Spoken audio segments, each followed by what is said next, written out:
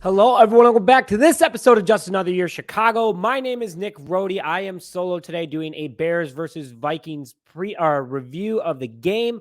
Wasn't as bad as people think it is. Okay, this loss doesn't feel like a total loss. It felt like the Bears were making the right direction. They made a great comeback in the game. Unfortunately, they couldn't pull it off. We'll get into all that. We all know who did it. We all know what the problem was.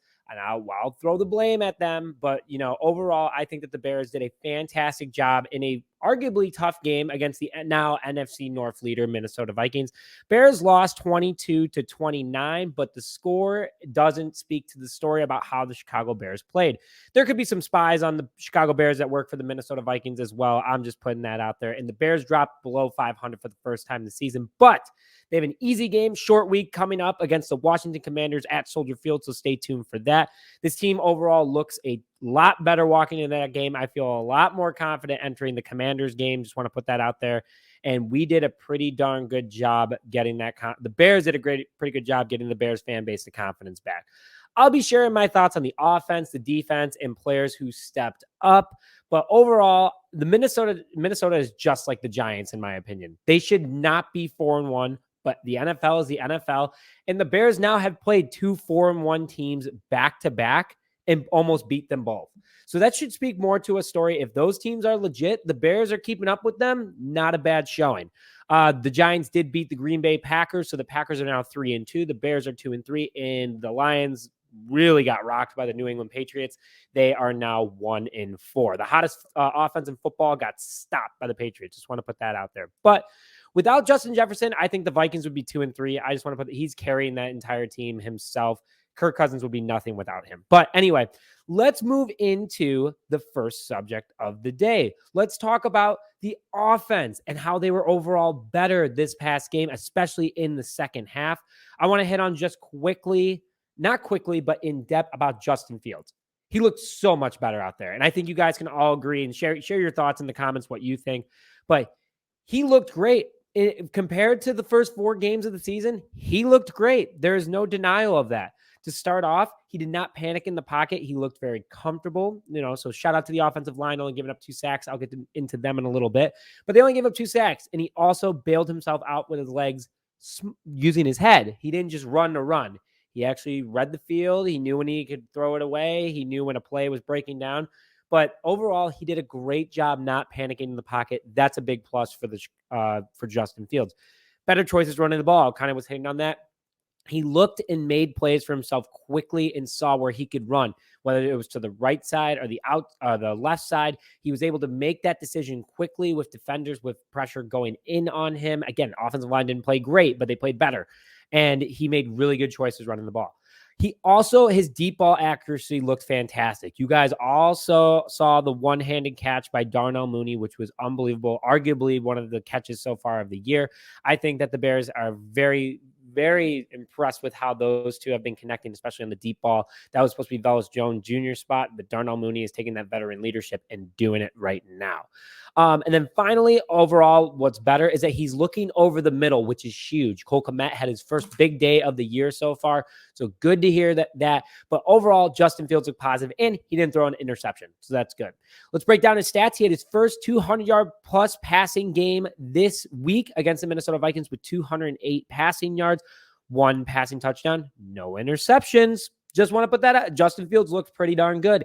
And talking about earlier that he was running well with his legs, he had 5.9 yards average rush yards per rush off of 8 rushes. Looked fantastic. Overall, Justin Fields had himself a day, a huge confidence boost entering a must-win game against the easier opponent in the Washington Commanders this Thursday night at Soldier Field. Let's go into the running backs real quick. The running backs, David Montgomery, wow, welcome back, my man. Did not look good from a rushing perspective, but he did what he had to do and did a great job receiving the ball and running up the field with it. Big day for RB1. His pass blocking was much needed, something that Khalil Herbert still needs to pick up on, and which we've talked about with you guys, we've talked about on the show, is that the Bears need to get Khalil Herbert up to speed with David Montgomery's pass blocking, because Montgomery can't be out there every play, and it's a huge help, especially with a developing offensive line. Not sexy stats rushing, but more receiving. 12 rushes for 20 yards with a touchdown, and that touchdown run, he bulldozed over everybody.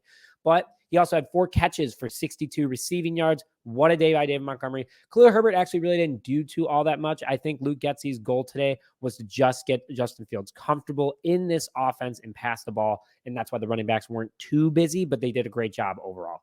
Wide receiver and tight end group. Just want to call out Darnell Mooney's potential catch of the year. Go to our Instagram, check out our reel of that. One-handed snag from Fields was a beauty. Mooney overall had 2 catches for 59 yards. They're getting the speed. They're getting that connection, and they're looking good overall. Like I said earlier, Cole Kmet finally had a big day today. 4 catches for 45 yards. Most of them for first down. I mean, do the math. They're all pretty much first downs at that point. Average 10.1 yards per catch. But he got the first downs we needed and looked really good and much better blocking. So Cole Kmet, a lot of people came around in the second half of the Minnesota game. The first half was rough when the Bears were down 21-3 entering halftime. Again, losing 22 to 29. Going to off of Cole Kmet, congrats to Velus Jones Jr. on his first career receiving touchdown, but also shout out to him mentally getting over the mistake that he made last week against the New York Giants on that punt return. I mean, I know Bears fans, we're so close. We're right there at the end of the game, but the Bears need to be able to make plays that they're not in that position. But Velus Jones Jr., shout out to him being able to come off a difficult situation, a lot of hatred on Twitter and from Bears Nation as a whole, and being able to get his first career touchdown. Well done. And it was a beautiful play, extending for the pylons, also on our Instagram. Make sure you go check that out. One thing I do want to call out, though, is that drops killed us. Pettis had 2 wide open drops, didn't have any catches on the day that could have changed this game.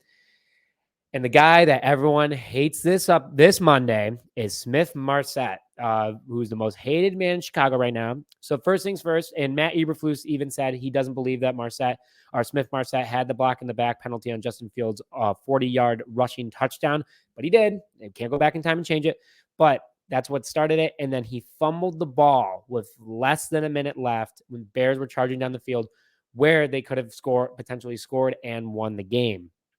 Completely unacceptable. He was trying to fight for more yards. He even explained he was trying to fight for more yards to try to put the Bears in a better position. But with the offense, the way it was cooking against Minnesota, we were doing just fine. Very disappointing decision by him. And he played for Minnesota. So that's kind of the joke that I'm making, is that it's an insider job that he was helping out the Vikings.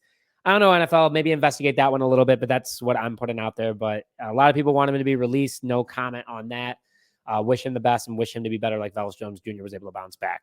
Let's go to the offensive line real quick. They only gave up 2 sacks against Minnesota, but they did give up a lot of pressure. Braxton Jones struggled at moments, but all things considered, his pass blocking improved quite a bit against the Minnesota Vikings. So that was something that his run blocking has been great. His pass blocking still needs improvement, but it was improved compared to last week. Lucas Patrick did okay. I think that he wasn't playing his best. He's still not playing his best due to his hand injury that's still lingering.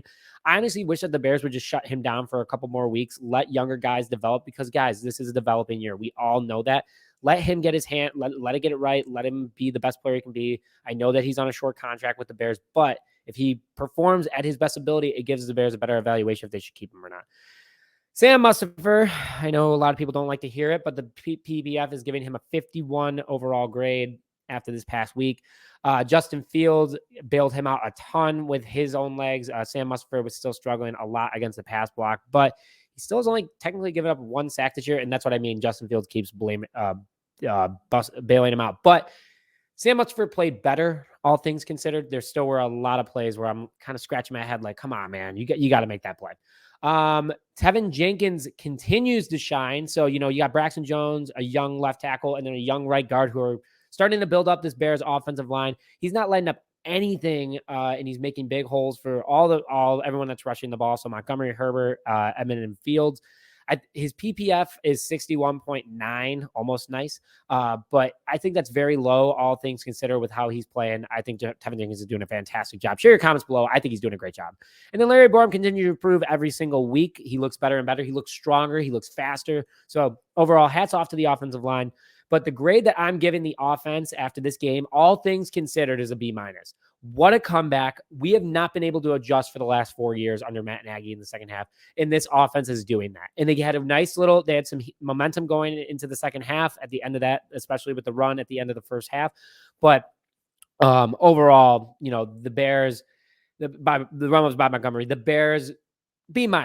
all things considered, rebuilding year. If they were an unreal team, I would give them a D+ right now. But B- for a rebuilding team. They did a great job. I can't wait to see what they do this upcoming Thursday night against the Washington Commanders. Let's go to the defense. And overall, they played better. And I'm putting an asterisk there because some players really stepped up. And I want to talk about that real quick. But I'm giving them an overall grade of a C+. I know I did great at the end last time, but I want to explain why I'm giving them a C+. So going back, why they did better. Rough first half. They couldn't stop anything. Defensive coordinator Alan Williams needs this. He done a great job at adjusting in the second half. There's no denial about that. I think that's super impressive, especially against the teams. But at the other side of things, you should be playing like that all game. And this defense does have the talent in order to do that. Alan Williams needs to be more aggressive, I think, with the blitz because the Bears, Justin Jones had the single sack of the day and Robert Quinn is not being Robert Quinn or Travis Gibson's not being Travis Gibson. It's very frustrating. Okay. I'm talking very fast because it's frustrating. But he did adjust in the second half. I know they're developing, but come on, man. You got to be able to do this all game. Huge stops in the second half, especially by the secondary. Held them to only 8 points in the second half. Unfortunately, that's what lost the Bears the game. I'm not saying the defense lost the Bears the game, but it was the score difference. Bears didn't give up any points in the second half. Bears would have won 22-21. I want to give a couple shout outs to a couple guys who had big days from the secondary. Jalen Jones had a huge day with 11 tackles. Kyler Gordon also had 10 tackles himself. Kendall Vildor, rip on him a lot. I fully admit that. But he's really stepped up this year, especially with this Jalen Johnson quad injury that's happening to him right now. But he's having a nice bounce back here. He had the huge INT that changed the momentum of the game. I think Kendall Vildor is doing a fantastic job. Someone that Ryan Poles should consider keeping if he continues to play like this. Roquan Smith had 8 tackles, but everyone was running away from him. So for him to have 8 tackles was very impressive. And Justin Jones with a nice sack on Kirk Cousins. It was the only sack of the day. So great job overall by the defense. Again, C+. I have high expectations. You play for the Chicago Bears. You should be one of the best defensive teams in the NFL. Topic number 3, real quick, is 3 players that stepped up that I want to talk about. Justin Fields, that was an easy one for you guys. A little bit of a layup for me, but he really took last week and, the criticism that he took from the media and said to fans, I'm going to be better this week. First 200+ passing yard game. And I know as a football fan, you're like, wow, really impressive. You play in the NFL. As a Bears fan, that is impressive, especially with how this offense has performed for the first 4 games and how they were 500 with that offense. I know they lost this game, but what a comeback. That gives them confidence that they can play like that, especially against a 4-1 Minnesota team. And then they almost did it last week against a 4-1 Giants team. They're getting the momentum. They're getting the confidence. This Bears team will be better. Again, 5 weeks with the new regime, guys. We got to be a little bit more patient. It looks like him and Getsy also opened up the playbook, which was great. Number 2 is Kendall Vildor. What a bounce back season again. With Jalen Johnson out and the quad injury, I think he's doing a fantastic job stepping up and taking on that veteran role and covering Justin Jefferson. Justin Jefferson was hot in the first half. There's no doubt that he was still hot in the second half, but all things considered, they really did a good job game planning around him, and Kendall Vildor helped shut him down in the second half. So hats off to him. And then Jalen Jones. Usually it's, we have Justin Jones, we have Jalen Johnson. We took the 2 and made Jalen Jones. The man had the most tackles on the day with 11. I know Minnesota's passing game was strong against the Bears, and that's the reason why our secondary had a lot of tackles. But he was stopping plays from getting worse than they could be, and he did a nice job. So just want to give that. But overall, the Bears, it was fun. It was a fun comeback. Murphy's Bleachers was fantastic. Shout out to Murphy's Bleachers for hosting our first viewing party. We had a great time. Wish more of you guys would have came, but we're going to have another one soon. So make sure that you stay tuned for that. We'll be announcing it everywhere. Met a lot of great people. We had almost 100 people there yesterday. So what a time it was. I wish it was a win because it would have been even crazier. But overall, share your thoughts in the comments. Would love to hear it. Make sure you hit that subscribe button and notifications for all of our videos coming up. We have a couple more guests coming up in the next couple of weeks, so stay tuned for that. But with that, thank you very much for joining this episode of Just Another Year Chicago. My name is Nick Rohde, and we'll see you guys next time.